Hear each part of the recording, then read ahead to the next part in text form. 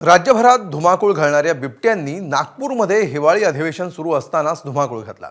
अधिवेशनाच्या तिसऱ्या दिवशी नागपूरच्या पाथरी भागामध्ये बिबट्या घुसला आणि त्यामुळे नागरिकांची आणि वन विभागाची देखील चांगलीच पळापळ झाली। बिबट्याला जेरबंद करायला 3 तास लागले, मात्र त्यानंतर त्याला रेस्क्यू सेंटरमध्ये नेताना वन विभागाची हालाखीची परिस्थिती दिसून आली। हा मुद्दा हिवाळी अधिवेशनातही मांडण्यात आला। पाहूया।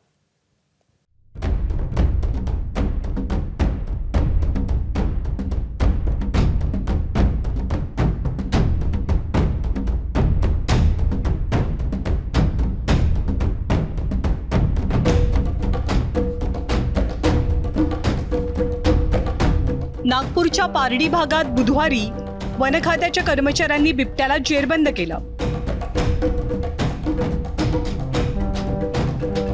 मात्र या बिबट्यामुळे आपल्याकडच्या भंगार यंत्रणेची पोलखोल झाली आहे। त्यात झालं असं की बिबट्याला ट्रीटमेंट सेंटरकडे नेणारी खटारा गाडी अवघ्या काही अंतरावरती बंद पडली। त्यामुळे दुसऱ्या एका ट्रकमध्ये बिबट्याचा पिंजरा हलवून पुढचा प्रवास करावा लागला, तर बंद पडलेली वन खात्याची गाडी धक्का मारून पुढे न्यावी लागली।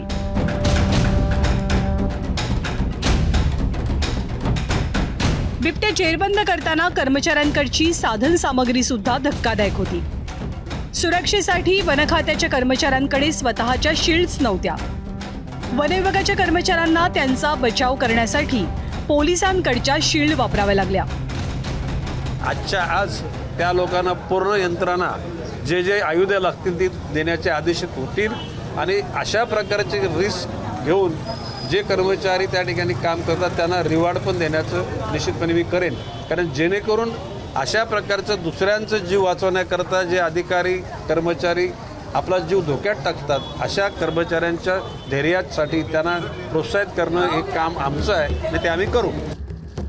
या सगळ्या प्रकारानंतर एबीपी माझानं या प्रकरणाच्या मुळाशी जायचं ठरवलं।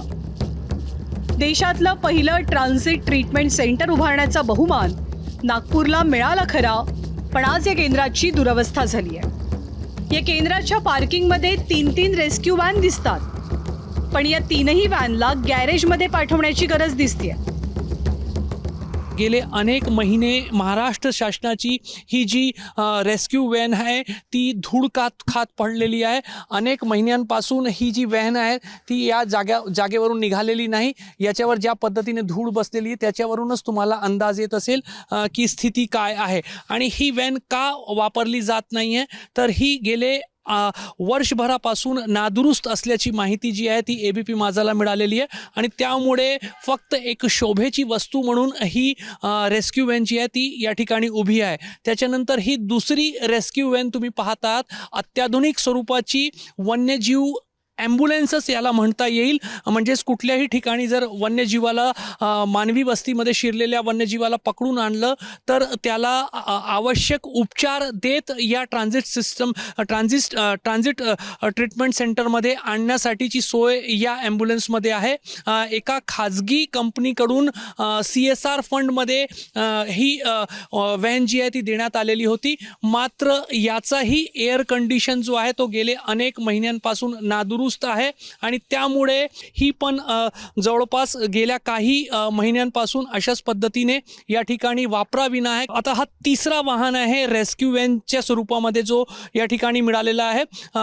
भाजपचे आमदार प्रवीण दटके यांच्या निधीतून हा जो ही जी रेस्क्यू व्हॅन आहे ही देण्यात आलेली होती, मात्र याचे ब्रेक जे आहेत ते 1 महिन्यापासून जाम झालेले आहेत। त्यामुळे जागेवरून ही जी रेस्क्यू व्हॅन आहे ही पण बाहेर काढता येत नाही। इतकंच नाही तर या केंद्राकडे वन्य प्राण्यांना बेशुद्ध करण्यासाठी वापरल्या जाणाऱ्या 3 गनपैकी 2 गन या बिघडलेल्या आहेत। सध्या केवळ एकाच गनवरती काम चालवावं लागतंय। वन्य प्राण्यांना पकडण्यासाठीची जाळी, कॅच पोल, फायबर रॉड आणि पिंजरा सगळ्याचीच कमतरता आहे।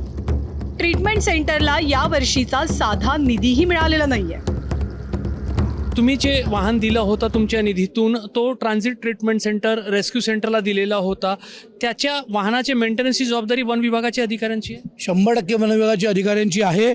त्यात एकाचं नाव आहे यश काळे, सहाय्यक वनरक्षक नागपूर, दुसऱ्याचं नाव आहे प्रकाश भांडगे, वनपरिक्षेत्र अधिकारी नागपूर। या दोघांची जबाबदारी आहे। या दोघांची जबाबदारी आहे आणि जबाबदारी ढकलून हे वागतात. माजी वनमंत्र्यांकडे किंवा संबंधित अधिकारी आहेत तिथे आता हाडासाहेबांच्या जागेवर ज्या महिला अधिकारी आल्या आहेत त्या सगळ्यांना व्यास मॅडम आल्या आहेत. त्यांच्याकडे माझी मागणी आहे की तात्काळ या दोघांना एक तर सक्तीच्या रजेवर पाठवावं, यांची इन्क्वायरी करावी. कारण हे व्हेकल बंद मागण्याचं कारण काय? वन विभागाचं इतकं महत्वाचं सेंटर अशा हलाखीच्या परिस्थितीत आहे. माजी वनमंत्री सुधीर मुनगंटीवारांनी या परिस्थितीवरनं सरकारलाच घरचा अहेर दिलाय. बघे प्रायमरी रेस्क्यू टीम त्याचे पैसे बंद झाले ते ताबडतोब दिले पाहिजे आणि त्यांना पुन्हा पूर्ववत केलं पाहिजे.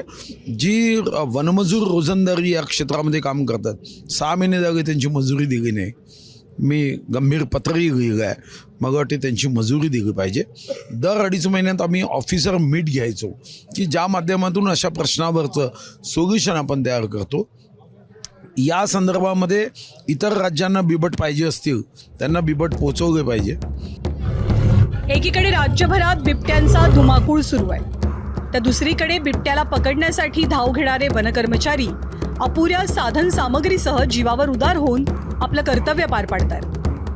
बिबट्यांचा राज्यभरातला उपद्रव पाहता वनमंत्र्यांनी आता नेहमीचे दरबार, महायुतीतलं शहकाटशाचं राजकारण यासोबतच थोडंसं स्वतःच्या विभागातल्या समस्यांकडे सुद्धा लक्ष देण्याची नितांत गरज आहे. रजत वशिष्ठ, ABP माझा, नागपूर. ABP माझा, उघडा डोळे बघा नीट.